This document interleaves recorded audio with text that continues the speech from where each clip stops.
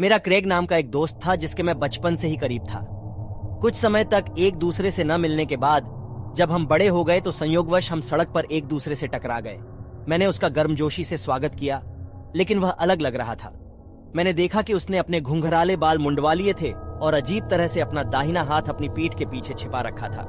मैंने उससे हाथ मिलाने की कोशिश की, लेकिन उसने अपना दाहिना हाथ कभी नहीं दिखाया, बल्कि अपना बायां हाथ आगे बढ़ा दिया। मैंने उससे पूछा कि उसके हाथ में क्या खराबी है, तो उसने कहा, मैं अब अपना दाहिना हाथ इस्तेमाल नहीं करता। मैंने इसके बारे में ज्यादा नहीं सोचा और उस दिन उसे जाने दिया।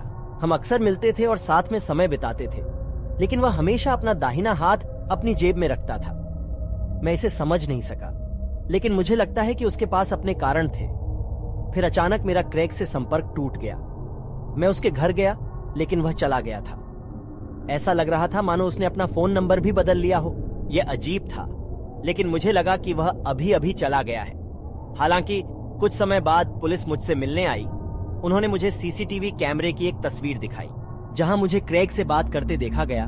पुलिस को क्रेग पर एक महिला के अपहरण और हत्या का संदेह था और वे फिलहाल उसकी तलाश कर रहे थे, क्योंकि सीसीटीवी फुटेज में केवल क्रेग की पीठ दिखाई दे रही थी। उन्होंने मुझसे उसके चेहरे की तस्वीर मांगी। मैं चौंक पड़ा, लेकिन तब मुझे कुछ एहसास हुआ। क्रेग की हमेशा आदत थी कि वह जहां भी जाता था चारों ओर देखता था और छत को स्कैन करता था।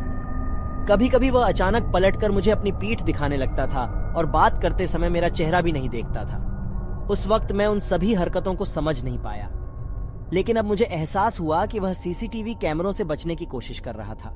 मुझे यह भी याद आया कि मैंने कभी क्रेग की तस्वीर नहीं ली थी, और जब भी मैं उसकी तस्वीर लेने की कोशिश करता तो वह गुस्सा हो जाता और अपना चेहरा ढक लेता। अंत में मैंने पुलिस को उसके चेहरे की विशेषताओं का वर्णन करने की पूरी कोशिश की। पुलिस हंसी और मैं सदमे में था। मेरा दोस्त एक अपराधी था। लेकिन कुछ हफ्ते बाद मुझे पुलिस से एक और कॉल आया। उन्होंने मुझे बताया कि क्रेग को गिरफ्तार कर लिया गया है, और फिर मैंने चौंकाने वाला सच सुना। पता चला कि क्रेग ने अपनी उंगलियों के निशान मिटाने के लिए अपने दाहिने हाथ की सभी उंगलियों को काट लिया था।